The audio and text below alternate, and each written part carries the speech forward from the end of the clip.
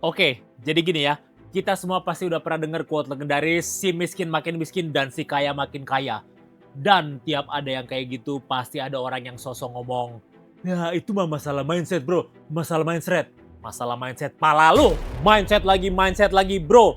Kalau tiap ngomong ini masalah mindset, orang kaya harus bayar goceng ke orang miskin tuh udah pada kaya kali, udah pada bisa beli bitcoin kali.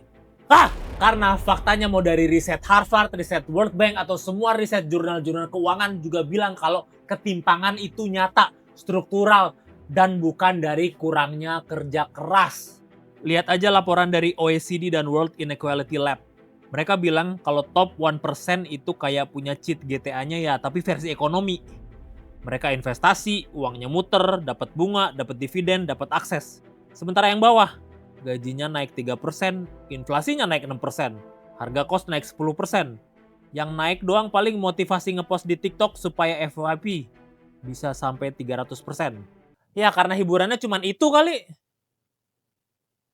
Terus ada penelitian dari Matthew Desmond tentang poverty trap. Intinya tuh orang miskin tuh bukan males, tapi mereka tuh sibuk biayain kemiskinan. Karena kemiskinan itu mahal. Karena kalau kayak kita nggak punya uang buat beli barang mahal, ujung-ujungnya kita beli barang murah. Beli barang murah, ujung-ujungnya cepet rusak. Cepet rusak jadinya kita beli lagi yang baru. Rusak lagi, beli lagi yang baru. Gitu terus, jadi lebih mahal. Karena nggak bisa beli barang yang lebih mahal. Jadi kita-kita yang bangga beli barang-barang murah ini sebenarnya hanya produk eksperimental dari orang super-super kaya. Dia nunjukin kalau lu lahir miskin di lingkungan miskin, kemungkinan besar lu bakal tetap miskin.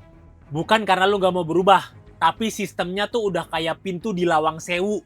Ya ada 1000 sih, cuman gak semuanya bisa diakses. Dan cuman bisa diakses sama orang-orang tertentu. Dan kocaknya, tiap ngomongin struktur sosial, pasti ada aja orang-orang yang sosok motivasi bilang, makanya orang miskin belajar dari orang kaya dong. Belajar dari orang kaya. Belajar apa dari orang kaya? Belajar lahir dari orang kaya. Pas baru lahir bukan oe, tapi uang. Riset dari Thomas Piketty juga bilang kalau sejak era modern, return dari kapital atau modal selalu lebih tinggi dari pertumbuhan ekonomi. Artinya orang yang punya modal akan nambah terus hartanya jauh lebih cepat dibanding mereka yang cuma punya tenaga kerja. Tenaga kerja itu capek, modal tidur juga ngasilin duit. Dan yang paling absurd dari semua itu, orang miskin disuruh kerja lebih keras lagi. Kerja, bagai kuda. Padahal menurut data dari ILO, pekerja yang berpendapatan lebih rendah justru rata-rata kerja lebih banyak daripada pekerja yang berpendapatan super tinggi. Jadi bayangin aja, yang kerja paling keras disuruh kerja lebih keras lagi. Itu mah bukan saran, tapi hukuman buat terima kenyataan. Pada akhirnya yang miskin makin miskin dan kaya makin kaya itu bukan kutukan, tapi itu memang kayak udah didesain. Desain yang dibentuk dari generasi ke generasi dibungkus pakai narasi motivasi yang bikin kelihatannya semua orang bisa kaya asal bisa berkompetisi di tempat yang sama.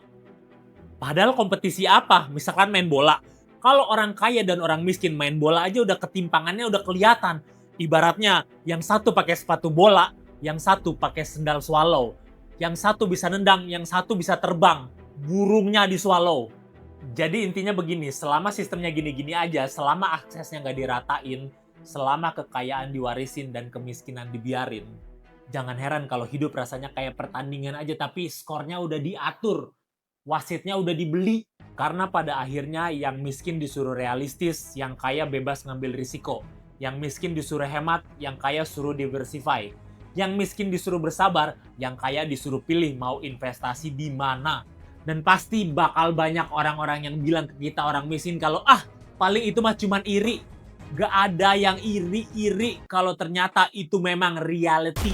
Jadi inget ya, selama siklusnya masih terjaga, selamanya kelasnya gak bakal bergeser.